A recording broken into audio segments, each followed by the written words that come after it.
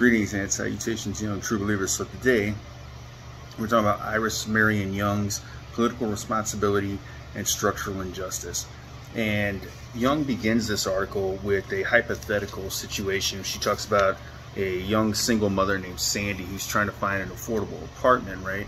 She wants to live in the burbs. She can't find an apartment in the burbs, right?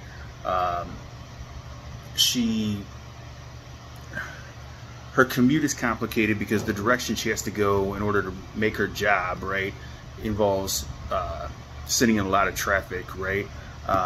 She has 2 young kids. She does her best to take care of them, right? She needs a car, in short, for her new job, right? So she saves up the money, puts a down payment on her car, only to find out she's going to need 3 months deposit from her landlady, right, to get her new apartment. So now she's faced with the prospect of homelessness. So this is a fictional scenario, but it's also an all too real scenario because many people in our society, especially in the Bay Area, are affected by this constantly on a daily basis. This is reality. So Young asks, well, what's going on here, right? This is clearly an injustice. What kind of injustice is it? Well, Young wants to make a distinction between 2 kinds of injustice.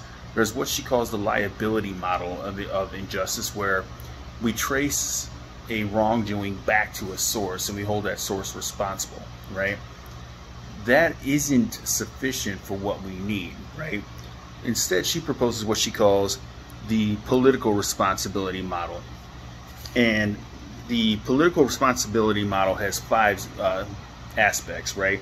One is political responsibility does not isolate some responsible parties in order to absolve others. 2, whereas blame or liability seeks remedy for deviation from an acceptable norm, political responsibility concerns structural causes of injustice that are normal and ongoing.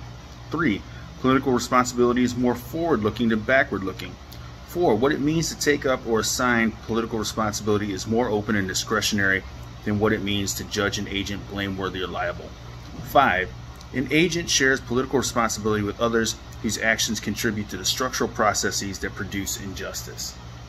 So,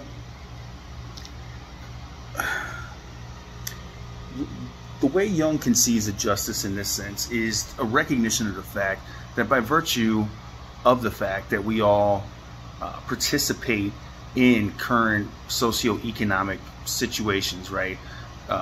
Especially unregulated capitalistic interactions, economic interactions, right? For example,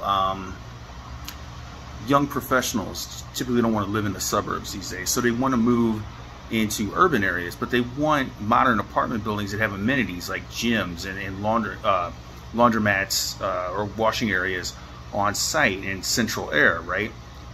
Of course, that's going to cost, right? And every time you build something like that, you jack up the rents, again, because other landlords expect to be able to get something similar, right? So we all participate in this. When we buy something from Amazon, say, instead of our local bookseller, you participate in this, right? So it's not to point the finger and say you're to blame, right? It's to acknowledge that we're all to blame for this, right? We're all to blame for this, so what should we do? Well, let's not pick out any one individual because this is an extremely complex situation and you can't reduce it to Joe Blow did this, so we're going to punish Joe Blow.